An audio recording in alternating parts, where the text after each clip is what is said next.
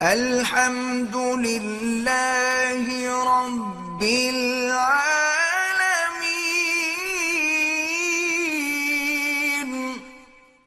क्या गेमिंग के चैनल से पैसे कमा सकते हैं?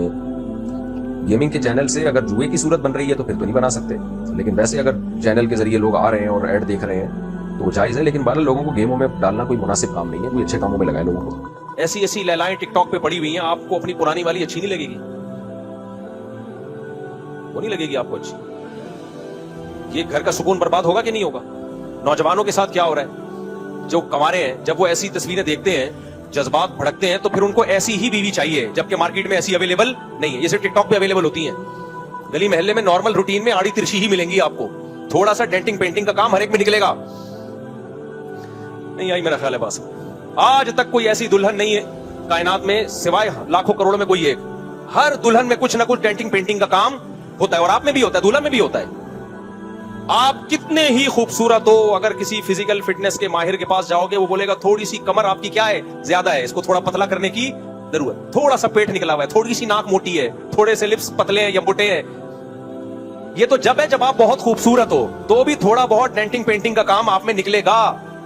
टिकटॉक पे जो लड़कियां आ रही होती हैं, वो होती हैं जिनमें डेंटिंग पेंटिंग का काम या तो होता नहीं है या वो मेकअप से छुपा के आई हुई होती हैं। तो जब आप उनको देखोगे, कंवारे अगर हो, तो आपको चाहिए भी कैसी? ऐसी। फिर जो आपकी कजन है या आपके खानदान की शरीफ शुरफा लड़कियां, घरेलू खिदमत गुजार, वो आपको पसंद नहीं। अभी एक टिकटॉकर का बयान आया था ना, घरेलू लड़की से उसने शादी की, तो बाद में कह रहा है मैं इसको तलाक दूंगा, ये तो घरेलू निकली है, मुझे तो ऐसी टिकटॉकर जैसी चाहिए। तो मैंने उसको बद्दुआ दी, अल्लाह करे तुझे टिकटॉकर जैसी मिल जाए। फिर देखता हूं तेरा सर जो गंजा करेगी ना, तेरा दिमाग सेट होगा। फिर तेरी बच्चियां भी टिकटॉक पे इसी तरह नाचेंगी। फिर तो उनको देख देख के कहेगा, दूसरे लड़के भी मेरी बेटियों को देख के वही जज्बात होंगे जो इनकी मां को देख के मेरे जज्बात होते। बाप तो जैसा मर्जी हो, बेटियों के लिए बड़ा गैरतमंद होता है। तो कमारे लड़कों को क्या नुकसान है? फिर इनको इस तरह का माल चाहिए मार्केट, जो मार्केट में अवेलेबल। मार्केट में जिस तरह का माल अवेलेबल है वो वही है जो जिस तरह के आप हो। जैसे आजकल लड़कों में जो हुस्न जमाल जितने परसेंट है, लड़कियां भी इसी हिसाब से पैदा हो रही है मेरे भाई। वो कोई अलग मखलूक नहीं है। लड़कों में कोई एक आध निकलता है जो बिल्कुल परफेक्ट हो, हजारों में कोई एक। उसमें भी थोड़ा बहुत अगर मेरे पास आएगा, थोड़े उसके भी कुछ सेटिंग करनी पड़ेगी उसकी। और ये तो जाहिरी गेटअप की बात कर रहा हूं, अंदर क्या है, उसके अखलाक कैसे हैं, वो तो एक अलग टॉपिक है। उस तक को तो कोई झांक के देख ही नहीं सकता। तो ये साइड इफेक्ट किसके होते हैं? बदनजरी के।